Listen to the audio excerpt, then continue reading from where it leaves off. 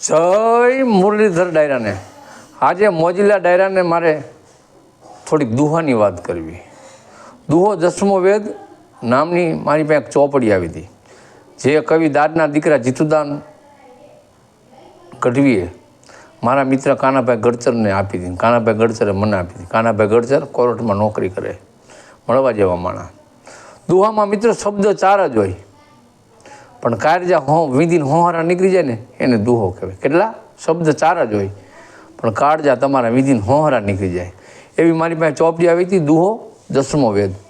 કેને લખ્યો, કઈ લખ્યો, શું કામ લખ્યો, એનું મર્મ શું થાય, એનું આખું અવલોકન કરેલું હતું એ ચોપડીમાં. દુહો બનાવ્યો હોય, કેના માટે બનાવ્યો, કેને બનાવ્યો, શું કામ બનાવ્યો, એનું આખું વિશ્લેષણ ટૂંકમાં આપણે વાત કરી તો. એટલે દુહા બે પ્રકારના હોય. આમ તો સાચા દુહા આધ્યાત્મિક દુહા હોય અને રાફડિયા દુહા હોય. એ બે દુહાની તમને હું ઝાંખી કરાવું. પહેલાં રાફડિયો દુહો બોલું. રાફડિયો દુહો કેને કહેવાય? કે ભમેડો માર્યો પીપળામાં રીંગણા ખેડા બે ચાર. ભમેડો માર્યો પીપળામાં રીંગણા ખેડા બે ચાર. લાંબો થઈને લેવા ગયો ત્યાં રાખેંગાર કે રામ રામ. હવે ક્યાં રાખેંગાર ને ક્યાં ભમેડો ને ક્યાં પીપળો ને ક્યાં રીંગણા. અને આધ્યાત્મિક દુહાની વાત કરું. એક વખત એક ભાઈ પોતાની વાડીએ કામ કરવા માટે થઈને ગયેલા. 11 સાડા 11નો સુમાર થયેલો. રસ્તામાંથી તે કવિરાજ નીકળ્યા. પાણીનો ગોરો ભરેલો પડ્યો હતો, પૂજારું ઢાંકેલું, માથે લોટો કરસીઓ આપણે જેને કહીએ. તે કવિરાજ પાણી પીવા માટે થઈને આવ્યા અને એ ભાઈ અહીંયા ગોરા પાસે ઊભા હતા. તો કે ભાઈ મારે પાણી પીવું છે, પાઈશો? તો કે કવિરાજ લાગો, સહી કવિરાજ. તો કે નથી પાવ. તો કવિરાજ કે આમ ધડ દઈને તમને ના પાડી દીધી, શું કામ ના પાડી? એટલે આમ ના નથી પાડી તમને મેં, પણ મારે તમારી પાસે મારો દુહો બનાવવો.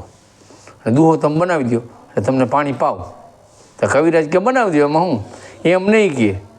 આ પાણીનો ગોરો મારો આવી જવો જોઈએ દુહામાં, આ હોકો આવી જવો જોઈએ, આ બળદની રાસ આવી જવી જોઈએ, અને હું જંતર વગાડું એ જંતરે આવી જવું જોઈએ, અને આધ્યાત્મિક દુહો હોવો જોઈએ.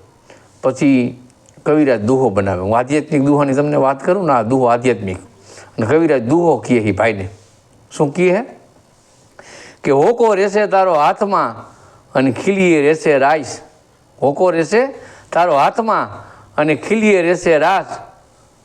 ગોરો વાગશે જેથી ગેબનો ને, ગોરો વાગશે જેથી ગેબનો ને, તેથી જંતર વગાડ્યો જઈશ, તેથી જંતર વગાડ્યો જઈશ. આધ્યાત્મિક દુહો કહેવાય. જય મુરલીધર.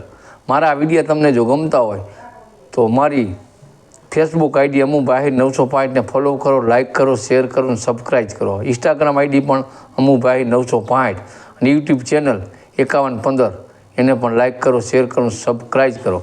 જય મુરલીધર ડાયરાને.